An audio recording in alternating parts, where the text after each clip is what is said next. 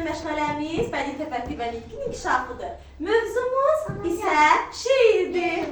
Üşümürmü görəsən şeiridir. Bəxtiyar Vahabzadədən Üşümürmü görəsən şeiridir.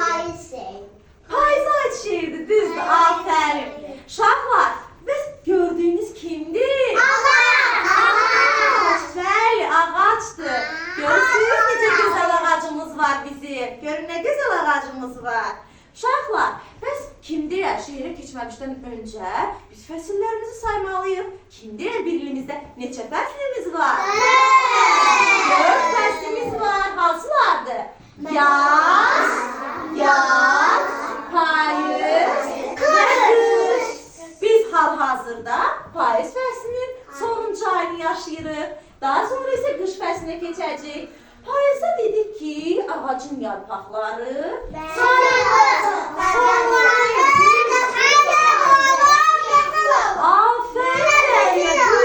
Uşaqlar, dedik ki, payız fəslində ağacın yarpaqları qızıl rəngdə olur. Qış fəslində isə tamamilə ağacda yarpaq olmur, hamısı tökülür.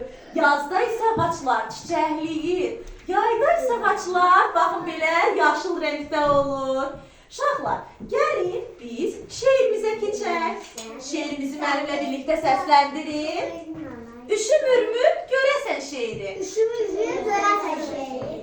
Göl atlasdan hər bahar. Paltar geyir ağaclar.